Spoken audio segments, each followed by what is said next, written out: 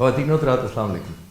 1965 کی جنگ کے دوران پاکستان کی سلامتی کے لیے یہ اشد ضروری تھا کہ پاک فضائیہ پوری جنگ کے دوران فضاؤں میں اپنی عملداری اور حکمرانی قائم رکھے تاکہ زمینی جنگ کے تمام آپریشنز اور پلانز صحیح طریقے پر پایہ تکمیل کو پا سکیں۔ ٹیکنالوجی اور عددی اعتبار سے برتری نہ ہونے کے باوجود یہ ایک بہت بڑا چیلنج تھا، جس کے اصول کے لیے پاک فضائیہ نے ایک جارحانہ اور نڈر انداز اپنایا، جس نے بالآخر ملک کی فضائی حدود کو ناقابل تسخیر ڈھال فراہم کی۔ یہ کامیابی بنیادی طور per air marshal Asghar Khan کی دور اندیشی اور قائدانہ صلاحیتوں سے منسوب ہے۔ وہ دوسری جنگ عظیم کے تجربہ کار لڑاکا پائلٹ تھے اور پاکستان کی آزادی سے پہلے برما میں اپنی خدمات انجام دے چکے تھے۔ وہ نوزائیدہ ملک کی فضائیہ کی اس کمیٹی کے بھی رکن تھے جو دو نئی بننے والی ریاستوں پاکستان اور ہندوستان کے درمیان دفاعی اثاثوں کی تقسیم کے لیے بنائی گئی کمیٹی کا حصہ تھے۔ جولائی 1957 میں صرف 36 سال کی عمر میں وہ پاکستان کے پہلے مسلمان کمانڈر ان چیف بنے۔ انہوں نے 1947 سے 1965 تک 18 سال کی سروس کے دوران پاک فضائیہ کو ایک انتہائی قابل احترام قوت میں تبدیل کر دیا۔ خواتین و حضرات، پاکستانی قوم تقریباً ایک ہفتے کے بعد یوم پاکستان منانے جا رہی ہے۔ اس موقع پر پاک فضائیہ نے سوچا کہ کیوں نہ تاریخ کے ان صفوں پر نظر دوڑائی جائے اور ان پہلوؤں کو اجاگر کیا جائے جو عمومی طور پر کم توجہ پاتے ہیں۔ یہ تو ہم سب جانتے ہیں کہ پاک فضائیہ 1965 کی جنگ شروع ہونے سے کچھ دن پہلے ہی انتہائی الرٹ کر دی گئی تھی۔ آنے والے چند دنوں میں ہم پاک فضائیہ کی چند جنگ شروع ہونے سے پہلے کی تیاری، دشمن سے جھڑپیں اور زمینی افواج کی مدد کے لیے پاک فضائیہ کے آپریشنز کا روزانہ کی بنیاد پر واقعات کا ذکر کریں گے۔ 1965 سے تقریباً 8 سال قبل 1957 میں جب ایئر مارشل اصغر خان نے پاک فضائیہ کے پہلے کمانڈر ان چیف کا عہدہ سنبھالا تو گروپ کیپٹن نور خان کو نئے آپریشنز گروپ کی تنظیم نو کی ذمہ داری دی گئی۔ یہ وہ ذمہ داری تھی جو 1959 میں حکومت پاکستان کی جانب سے قومی ایئر لائن یعنی PIA کے لیے مینیجنگ ڈائریکٹر تعینات ہونے سے پہلے تک انہوں نے انجام دی۔ 1965 کے وسط میں پاک فضائیہ کے کمانڈر ان چیف کی طرف سے انہیں پاک فضائیہ میں واپسی کے احکامات ملے۔ ان کی مؤثر جنگی حکمت عملی میں سوجھ بوجھ کے پیش نظر ان کی ہوابازی سے طویل عرصے تک دوری کے بعد بھی آپ کو پاک بھارت جنگ لڑنے سے صرف کچھ ہفتے پہلے یعنی 23 جولائی 1965 کو پاک فضائیہ کی کمان سنبھالنے کا اعزاز حاصل ہوا۔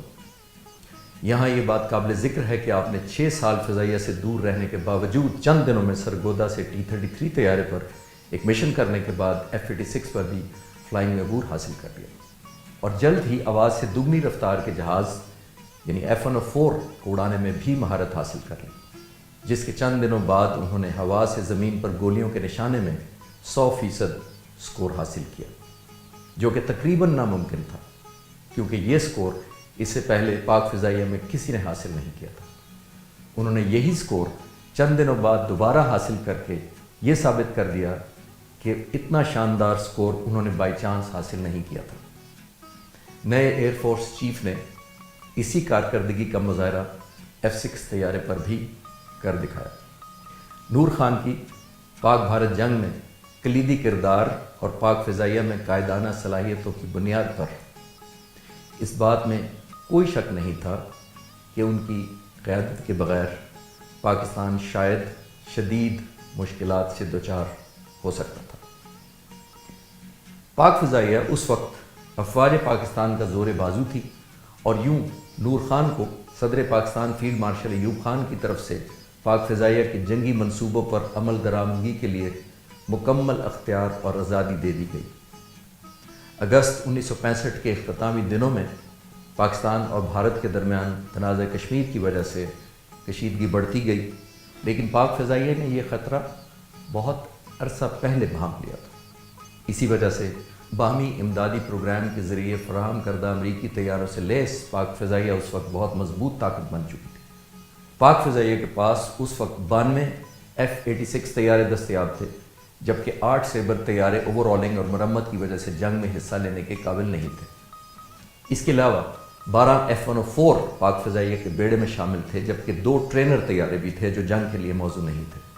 اس کے علاوہ 25 B-57 بمبار طیارے تھے، جن میں کچھ جہازوں میں جاسوسی کے آلات بھی نصب کیے گئے تھے۔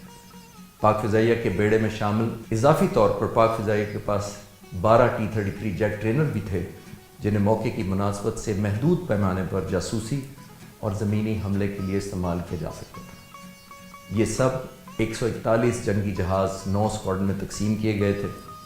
پاک فضائیہ کے اس جنگی بیڑے کو 30 مختلف ٹرینر، ٹرانسپورٹ اور ہیلی کاپٹروں کی بھی مدد حاصل تھی۔ اس کے مقابلے میں ہندوستان ایئر فورس کے پاس لگ بھگ 775 طیارے تھے، جو 29 اسکواڈن میں تقسیم کیے گئے تھے۔ 500 سے زیادہ تو ایسے طیارے تھے جو بطور فرنٹ لائن استعمال ہو سکتے تھے۔ ان جنگی طیاروں میں سے 10 عدد آواز سے دگنی رفتار والے MiG-21 طیارے، 118 برطانوی ہنٹر، 80 کے لگ بھگ نیٹ اور 80 ہی مسٹیئر طیاروں کے علاوہ 56 آرگن، 132 پرانے ویمپائر طیارے، 53 کیمرہ بمبار طیارے اور 7 کیمرہ جاسوس طیارے بھی شامل تھے۔ یوں دونوں طرف کی فضائی قوت کا موازنہ کیا جائے تو اس کا تناسب 4-1 کا بنتا تھا، اور یہ تناسب 5-1 تک جا پہنچتا ہے جب ہندوستانی فضائیہ کے 191 ٹرانسپورٹ طیارے اور 48 ہیلی کاپٹر کو بھی شامل کر لیا جائے۔ جب جنگ کے امکانات بہت بڑھ گئے تو پاک فضائیہ نے اپنے تمام جنگی جہاز مختلف جنگی یونٹوں میں تعینات کر دیے تاکہ دشمن کے ناپاک عزائم کا بھرپور اور منہ توڑ جواب دیا جا سکے۔